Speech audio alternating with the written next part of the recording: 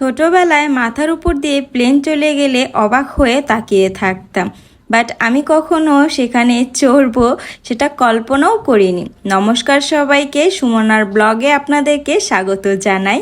এই তো রেডি হয়ে চলে আসছি এয়ারপোর্টে।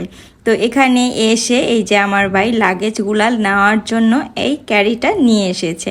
আর এই যে দেখছেন আমার দুষ্টু সোনাই, তো ও তো মহা খুশি প্লেনে উঠবে, সেই জন্য এরকম ঘোরাফেরা করছে। তারপর ইমিগ্রেশন শেষ করে আমরা বাংলাদেশে এয়ারপোর্টের ভিতরে ঢুকে পড়লাম। আর এই তো ঘুরে ফিরে দেখছি, তবে এটা আমার ফার্স্ট টাইম আমি এয়ারপোর্টে এসেছি আর প্লেনে চড়বো। এই যুগে এসে আমি এতটা সময় পরে ফার্স্ট টাইম প্লেনে চড়ছি। তবে এটা বলতে আমার কোনো দ্বিধা নেই, কারণ সবাই সব কিছু পারে না, আর সবাই সব কিছু সবসময় যে হবে সেটাও কোনো কথা না। ভাগ্যে থাকলে সেটা যে কোনো সময় যে কোনো দিন পূরণ হবে। ঘুরে ফিরে এখন আমরা চলে যাচ্ছি, প্লেনে উঠবো। তো তার জন্য যে ওয়েটিং রুম থাকে সেখানে চলে যাব।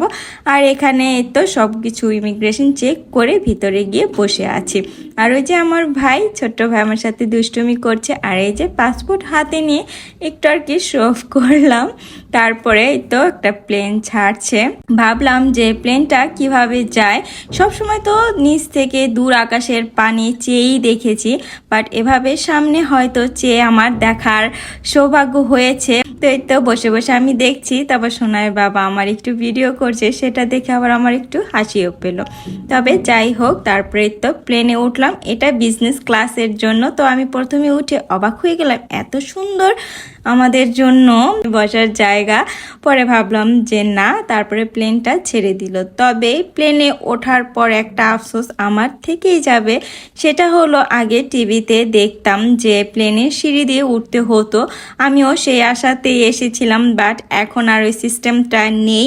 তো এর জন্য আমার মনটা অনেক খারাপ হয়ে গেল যে কেন আমি এতটা সময় লেট করলাম, যে ওই জিনিসটাই এখন আর হয় না। তো বেশিরভাগ সময় এখন অন্যভাবে নিয়ে যায়। তো যারা প্লেনে ওঠে তারা হয়তো বুঝতেই পারছেন আমি কি বলতে চাচ্ছি।